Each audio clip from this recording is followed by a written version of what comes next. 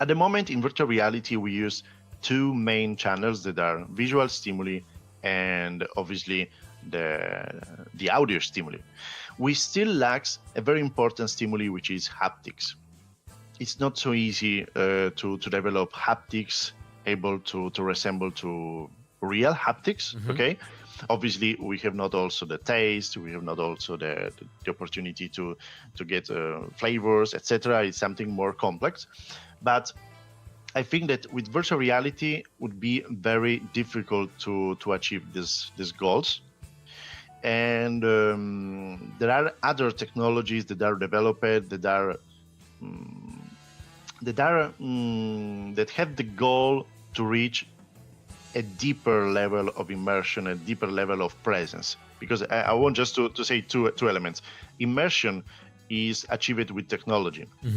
Presence, the sense of virtual reality as a real environment, is the perceptual consequence of immersion. Okay, so this is the immersion is on the side of technology, the presence is on our side, and these technologies that I'm saying is basically the BCI, so the brain computer interfaces.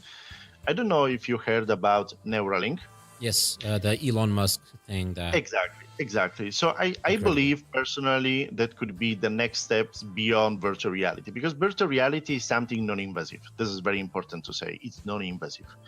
It's providing us the stimuli, and our brain is just percepting the stimuli as realistic. And obviously, all our experience is made by the brain. But Neuralink is going deeper.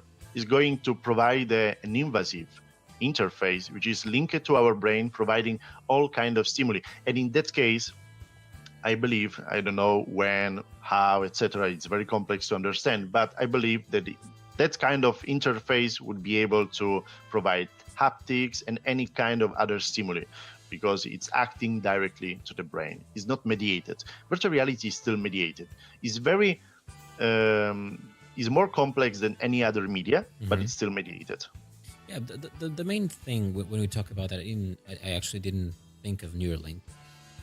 If we assume that we can get like a Neuralink kind of sensation, like several movies or games that have already been told about, where someone gets, let's say, in touch with VR and you can basically control a full person.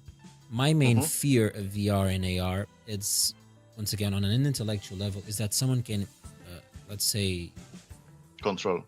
I won't say control, but actually lose control. So is there a possibility? Obviously, the studies haven't been made because there's still no such technology on that people level. But can someone, you get Hack.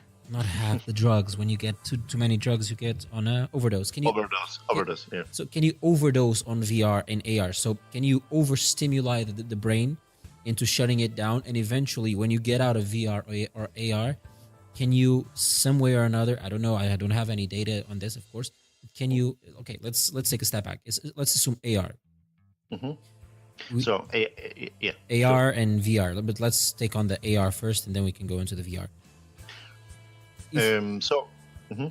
Let's think Pokemon Go. You were basically walking around and you could see things jumping around. If you have someone with some kind of glasses or visors or something where you can see AR, if you eventually overdose people with that much information, can someone create or develop some kind of schizophrenia or something like that because of the overdose of stimuli?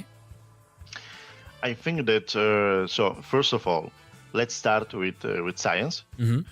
And at the moment, we have not similar objective studies that can make us to say yes or not. Okay. First of all, no, because similar studies needs time, needs a huge amount of people tested specifically for that. So we have not this data, but AR is a technology that is non-invasive, that is definitely less immersive than virtual reality, definitely less immersive, because you still see the real world around you, and eventually you can see some digital elements inside. Okay, and it's more than AR. It's mixed reality in that case.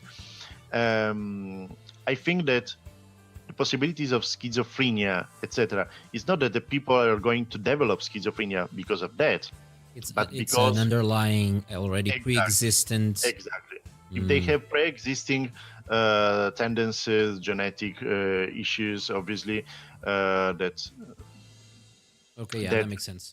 makes developing schizophrenia very easier than other people, that could be an issue. For example, it has not been studied Hmm. based on my experience, but it can be an issue, obviously.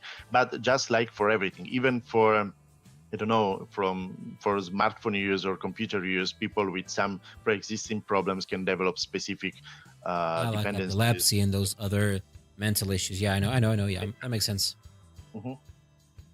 Regarding virtual reality, the problem could be greater, obviously, because it's more immersive and there are more stimuli delivered directly to the brain. But even in this case, it's more based on pre-existing situations. It's not a triggering cause, but it can trigger pre-existing situations. Oh, yeah, that was one of my fears. Yeah, I think that's one of the main things that whenever I think about either AR or VR, I think Hmm. that once again, full lack of knowledge here, but I always assume that there might be an issue here that Obviously. people are not counting on because it's just such interesting technology, which I completely agree. Another But I question. know Yeah, sorry. I want just want to add one element. Every technology can be used in a good way or bad way, obviously. Of course, but Any technology can have issues and consequences. mhm. Just even the normal Facebook, no, the social addictions, the social network addiction sometimes, or the smartphone addiction. So it's all depending on how we use technology and why we use technology. Because if people are going to use social networks because of some personal problems in daily life, they can develop addiction. And it's not dependent from social network. Just social network are just one of the main medium that they can use to express their addiction to something else. So it can be with virtual reality in future, with augmented reality, and so on.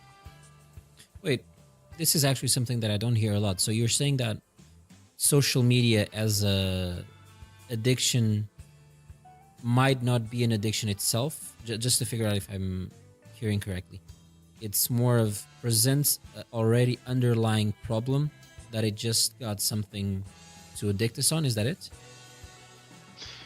I think that we can divide and break down the addiction in different levels. Okay. So maybe people can have very soft addictions to social networks because they are addicted to their routine. Okay, because we are addicted to routine.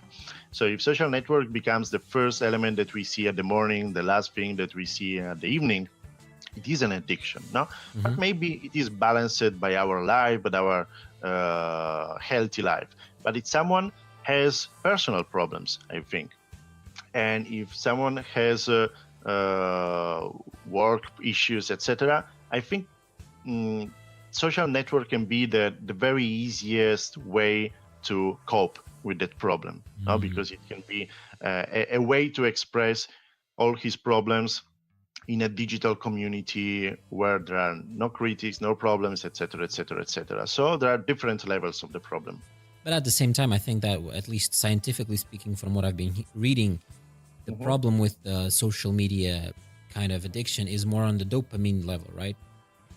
So you Yes, get a like, you get a comment, it's a dopamine rush, and that then as an addictive hormone or chemical, sure, sure. people The crave it. dopamine, definitely yes. That's to say, every feedback that we receive on the social networks is triggering the release of dopamine. But obviously, it's not a direct element that creates addiction, no?